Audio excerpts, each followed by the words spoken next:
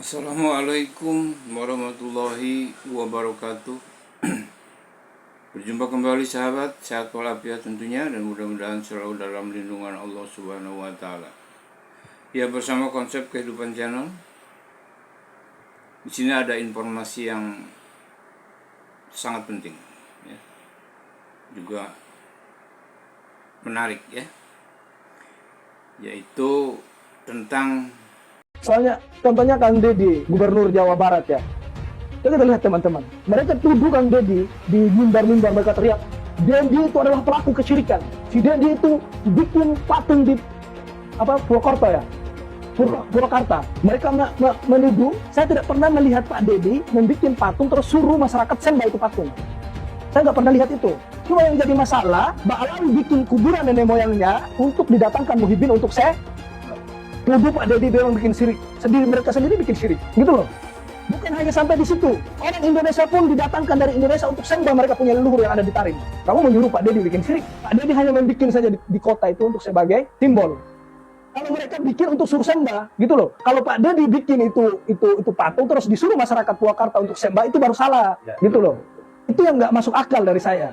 Makanya mudah-mudahan Pak Gubernur di Purwakarta, Jawa Barat, Pak Kang Deddy, tutup jalan mereka, jangan masuk di Jawa Barat, gitu loh. Dulu siapa sih lidahnya yang paling tajam menghina-hina kiai-kiai NU?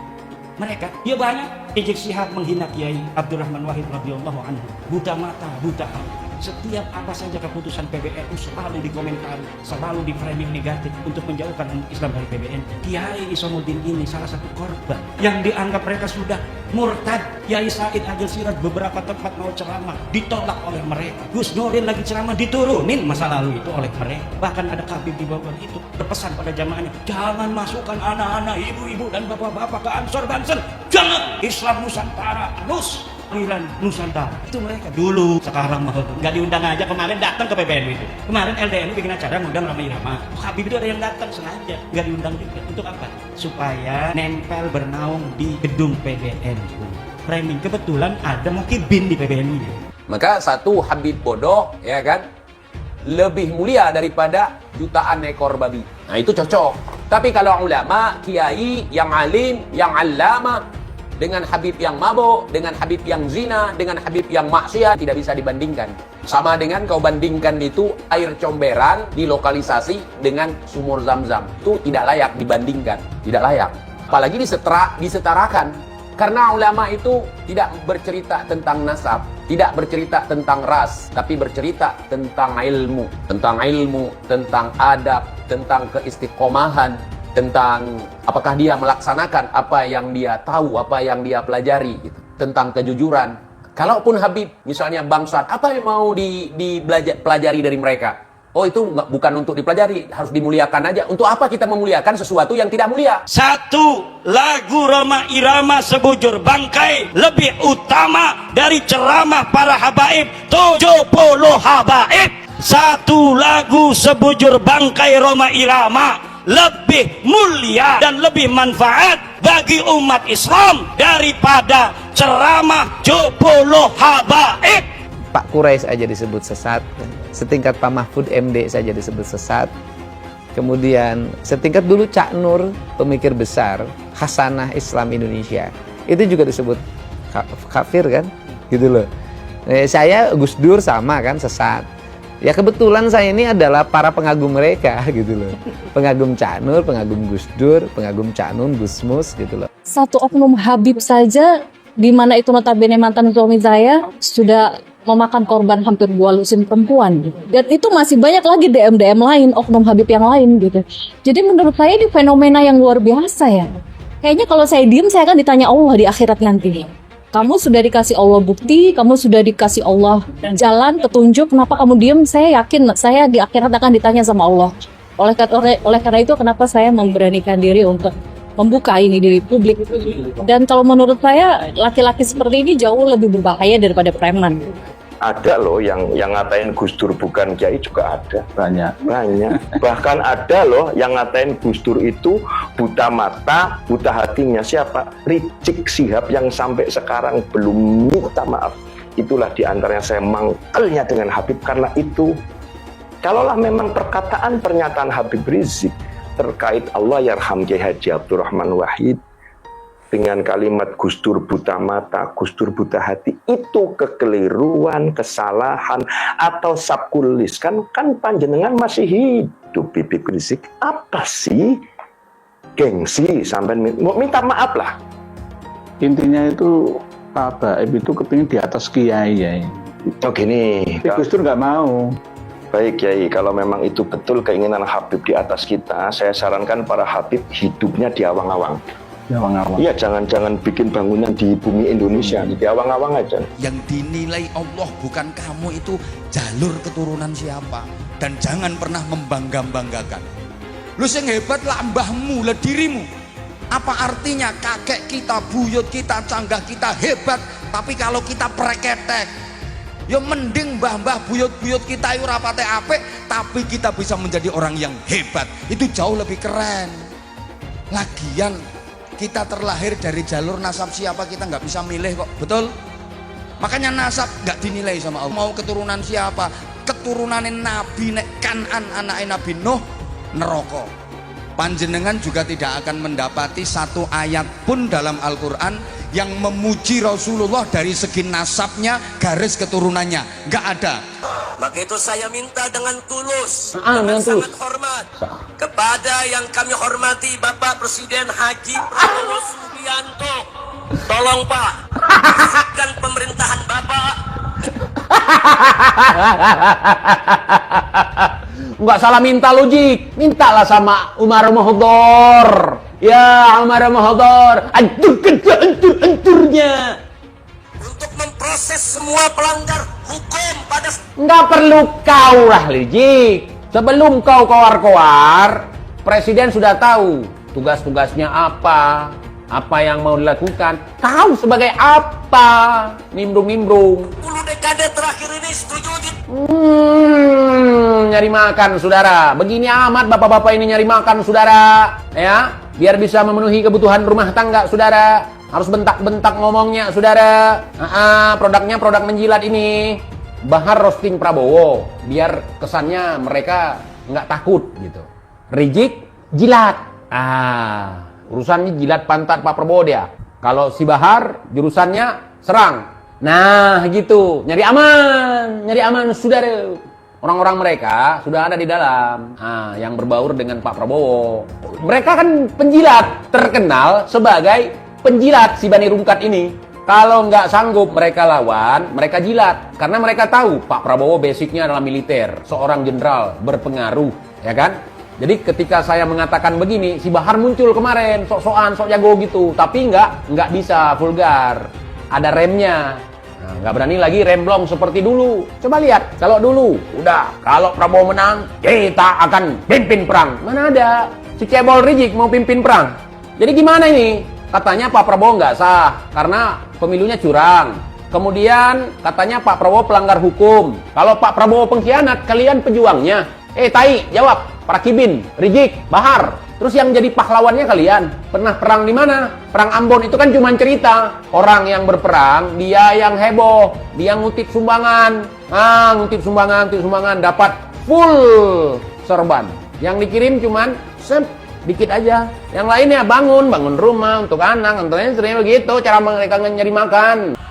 Dulu zaman Pak Harto, saudara, korupsi ada. Banyak. Tapi korupsinya di kolong meja. Nah, korupsinya di mana? Kolong meja. Masuk zaman reformasi, saudara, korupsinya naik di atas meja. Paham? Di zaman Jokowi, meja-mejanya dikorupsi. Kacau tidak? Mudah-mudahan cepat dipenjara sama Prabowo. Amin. Saya udah kirim pesan sama Pak Prabowo jangan pakai dilindungin lah. Udah jeblosin aja ke penjara. Biar dia busuk di penjara. Amin. Kalau Bapak Presiden Prabowo jebloskan Jokowi ke penjara, setuju gak? Bukan dia aja, Fufu Fafa juga jeblosin. Amin. Lu amin takut loh. Amin. Tunggu tanggal mainnya. Saya yakin Bapak Presiden Prabowo akan berani. Dia jenderal kok, betul? Coba Cuman tunggu tanggal mainnya, tunggu. Setinggi apapun engkau menuntut ilmu tidak akan pernah mencapai tetel Habib. Makanya bagaimanapun alimnya seseorang tidak akan pernah mampu mengalahkan kemuliaan seorang Habib meskipun dia tidak mempunyai ilmu pengetahuan agama. Para kiai kampung, jangan lagi terjadi ada orang yang berani bicara bahwa satu kaki seorang Habib lebih mulia daripada kepalanya seorang ulama yang alim. Jangan sampai ada lagi yang berani bicara seorang Habib yang ahli maksiat, ahli yang tukang doraka, tukang dosa dikatakan lebih mulia daripada 70 ulama yang alim. Dan ini ada jelas penistaan, penghinaan yang tidak bisa kami biarkan terhadap leluhur, orang tua kami, guru-guru kami, para kiai kami, khususnya yang ada di golongan Ahlus Sunnah wal Jamaah Nahdlatul Ulama. Harus dihentikan ini pembahasan nasab. Yang harus dihentikan adalah pengakuan Ba'alawi sebagai turunan Nabi yang tidak terverifikasi, yang harus dihentikan. Karena secara kajian nasab dia terputus, secara kajian DNA dia bukan bangsa Arab Acan, dia bukan keturunan Bani Quraisy, dia bukan keturunan Bani Hashim, dia bukan keturunan Ba'alawi, dia bukan keturunan Nabi Muhammad. Ini yang harus dihentikan, pengakuan sepihak sebagai keturunan daripada Nabi besar Muhammad SAW. Dan ini saya kira sudah waktunya PBNU atau MUI untuk mengeluarkan sebuah maklumat bahwa memang Ba'alawi ini bukanlah keturunan baginda Nabi besar Muhammad SAW. Ada beberapa dari habaib yang sampai mengatakan bahwa kalau kiai itu misalkan melakukan maksiat, kiainya luntur. Tapi kalau kami Habib mau melakukan apapun, darah secara genetiknya sudah nyambung bersama kami. Jadi kami tidak bisa nggak bisa jadi mantan Habib. Kiai Imad bikin tesis pun sebenarnya adalah reaksi atas kecongkakan dari orang-orang habaib itu. Siapapun yang mengaku keturunan Nabi wajib diverifikasi, dan siapapun yang mengaku keturunan Nabi dan terbukti bukan keturunan Nabi wajib kita batalkan. Terus adakah pidananya terhadap pengakuan Ba'alawi tersebut? Bahwasanya siapapun yang mengaku sebagai anak keturunan Nabi dan tidak terbukti termasuk dalam penodaan agama. Setelah ada munas alim ulama dan sudah ada keputusan bersama, maka dengan bekal hasil keputusan itu kita bisa melakukan pemidanaan. Siapapun ke depan yang mengaku cucu Nabi bisa dipidanakan dengan pasal penodaan agama. Hai, Bahar Semit, saya Mbak Gimbal, sang putra alam. Saya Mbak Gimbal menantang kamu duel. Kamu boleh menggunakan golok permata duamu yang kamu bangga-banggakan. Ya, saya cukup menggunakan golok ini. Kita duel 1 lawan 1.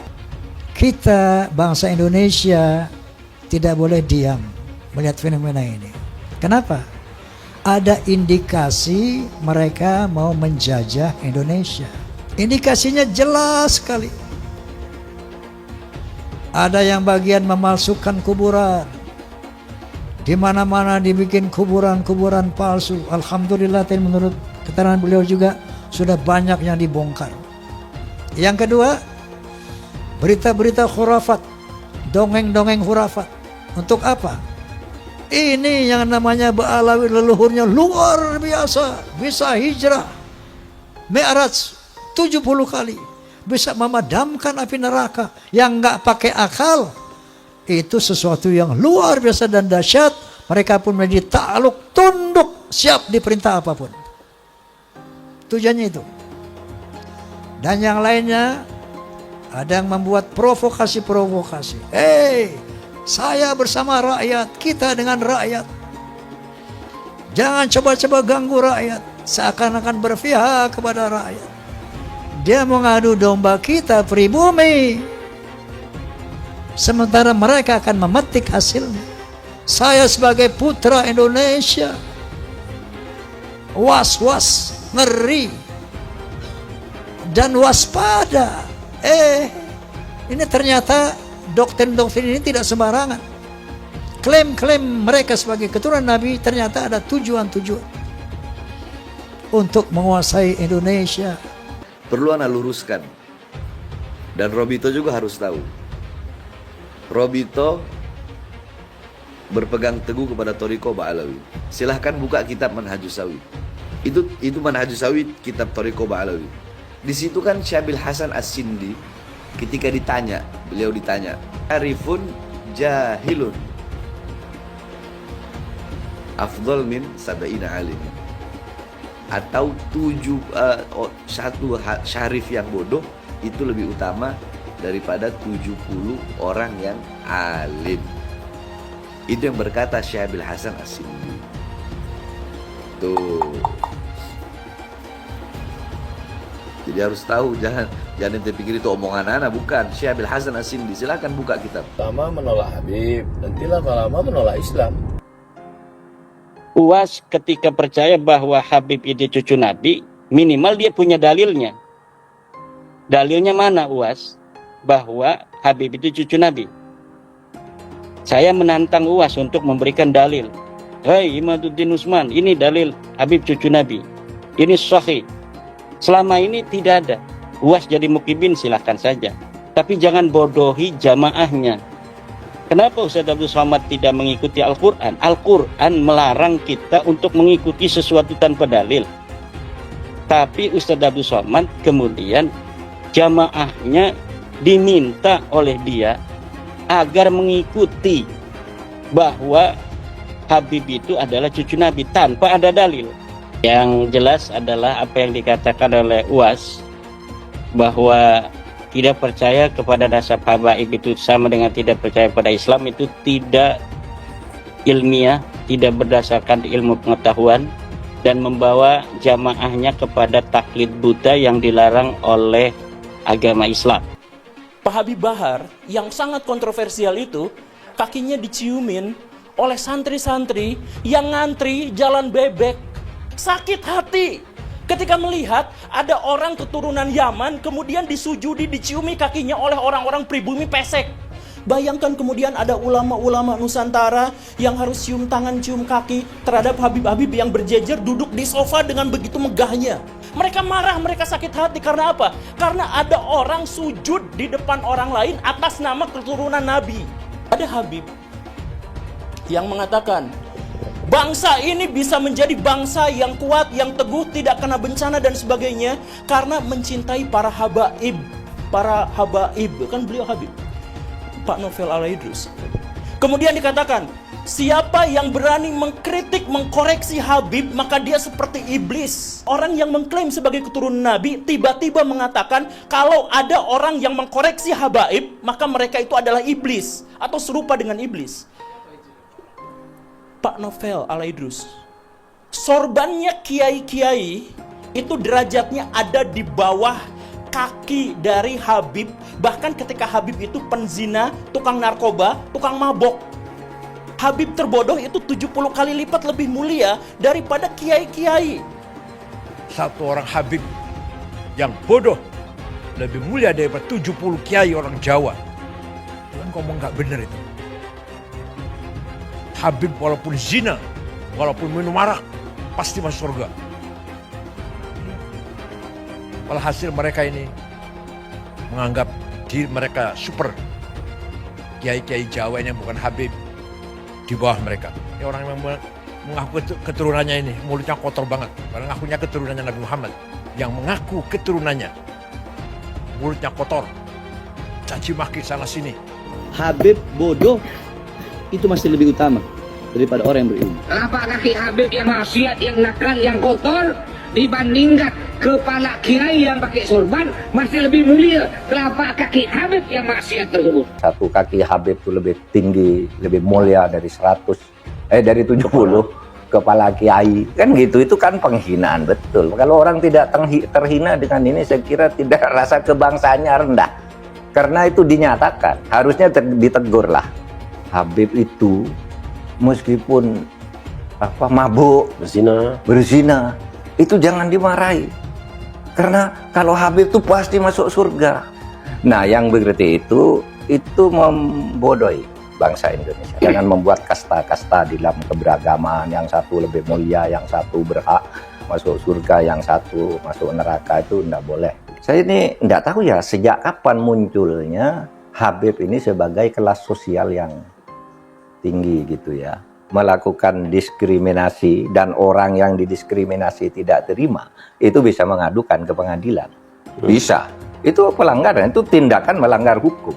Menganggap satu ras, satu suku lebih rendah dari kelompok lain. Habib gila kok, kalau turun Nabi gila sekalipun tidak apa-apa itu masuk surga, kan gitu. Kalau kayak Indonesia tuh apa? Kamu kan kalau tidak ada Habib, kamu nyembah batu kan? Masa iya begitu? Bahwa berdasarkan sejarah nasab, berdasarkan tes DNA, berdasarkan ilmu filologi, bahwa kaum Balawi saudara kita tidak terbukti sebagai keturunan Nabi SAW. Namun dengan demikian, mari kita tetap rekat ukhuwah Islamiyah, karena Allah Subhanahu wa taala berfirman, wa'tasimu bihablillahi jami'an wa la tafarraqu. Amin. Saya katakan saya mendukung Rhoma Irama untuk mengklarifikasi soal Habib ini. Karena saya terganggu dan tersinggung terhadap perkembangan ini sesudah saya melihat tiap mau tidur saya lihat YouTube pertengkaran Rhoma Irama, Imaduddin, Gus Abbas dengan para habaib itu luar biasa, menimbulkan pro kontra. Lalu saya lihat apa sih masalahnya? Kalau saya sendiri pribadi, mau Habib itu turunan Nabi atau tidak, kalau salah ya kita koreksi, tidak apa-apa. Tetapi yang lebih dari itu, kemudian ternyata muncul klaim-klaim bahwa Republik Indonesia itu ada karena Habib. Wali Songo itu semuanya Habib. Padahal Habibnya baru datang sesudah Wali Songo meninggal. Gitu loh. Lalu diklaim ini turunan Habib ini. Imam Bonjol coba dibilang itu Habib Sahabuddin. Itu dari mana? Oh, Imam Bonjol Habib Sahabuddin gitu. Lalu ada hurufatnya bahwa kakek saya yang nama Mugaddam itu bisa membentak malaikat mungkar dan nakir katanya. Mengklaim-klaim begitu, dan orang yang tidak tahu, orang awam banyak yang percaya karena ini Habib yang ngomong, Habib benar. Lalu rasa cinta saya kepada negara ini menjadi luntur. Seakan-akan ini karena Habib. Di situ saya tersinggung. Rasa cinta tanah air saya, kebanggaan kepada leluhur saya sendiri itu bangkit. Apalagi kemudian ada pemalsuan kuburan-kuburan tuh ya, nama kuburan biasa dibangun menjadi ini Habib ini, padahal tidak jelas siapanya. Kalau Habib itu lebih tinggi dari kiai, dan itu semua ada mas. Ngomong itu bukan hanya ngomong begitu, itu bukan hanya katanya-katanya, karena ketika Rhoma Irama berbicara itu, lalu ada seorang Habib muda dengan Rhoma Irama, kamu bohong, tunjukkan Habibnya siapa yang katakan gitu. Sudah, itu bukan Rhoma Irama yang membuktikan. Netizen ini Habib ini tanggal sekian bilang ini dengar. Ini Habib ini sampai 7. Seorang anak Habib yang artinya adalah keturunan Nabi Muhammad, walau bermabuk-mabukan, berzina, mencuri, berjudi, tetap akan jadi ahli surga, akan masuk surga. Apakah seorang Habib itu punya posisi istimewa dalam umat Islam? Apakah Habib sedemikian istimewa sehingga dia bebas dari kesalahan dan dosa? Itu adalah substansi yang sering dibicarakan dalam pembicaraan soal Islam. Misalnya ada Habib yang menyatakan, ada darah Nabi di tubuhku. Jika kau menyakitiku, kau juga menyakiti Rasul. Atau ada juga yang menyatakan, satu Habib bodoh lebih baik dari 70 kiai yang alim. Atau ada yang bilang, kaki Habib lebih mulia daripada kepala kiai. Buat saya ini sangat mengherankan. Mengapa Bahar harus marah-marah? Tapi bukan hanya Bahar yang marah-marah. Habib lain yang ngomel adalah Rizik Syihab. Tapi kalau dipikir-pikir, barangkali juga kemarahan mereka ini adalah ekspresi ketidaknyamanan mereka akhir-akhir ini terhadap banyaknya keraguan tentang posisi kehabiban di Indonesia.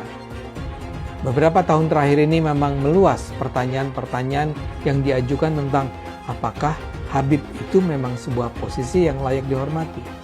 Bahkan ada studi ilmiah yang menunjukkan bahwa para Habib di Indonesia hampir pasti bukanlah keturunan Nabi Muhammad. Sangat mungkin ini semua mengganggu kenyamanan mereka. Habib itu tidaklah sakral dan dapat dihukum Tuhan karena ia berdosa. Yang menentukan posisi seseorang adalah ketakwaannya, bukan kehabibannya. Jadi Habib yang ada di Indonesia semuanya palsu katanya. Silahkan dijawab tapi ilmiah. Silakan Imam itu dijawab, tapi ilmiah, jangan marah-marah, jangan. Ilmiah, tunjukkan kalau Habib kita ini betul, benar. Tunjukkan kebenarannya dengan data fakta. DNA, bila perlu DNA lah, DNA. Jangan lupa, umat Islam di jagat raya salatnya tidak akan diterima oleh Allah Subhanahu wa taala kalau tidak mau mendoakan Habib. Umat Islam mulai gaya, mulai mengkoreksi Habibnya, mulai mengkoreksi ulama-ulama dari anak cucu Nabi Muhammad SAW. Orang yang seperti itu mirip dengan iblis. Satu Habib, walaupun Habibnya jahlun, maksudnya bodoh kata Iwan, itu ukurannya perbandingannya amat 70 kiai yang alim.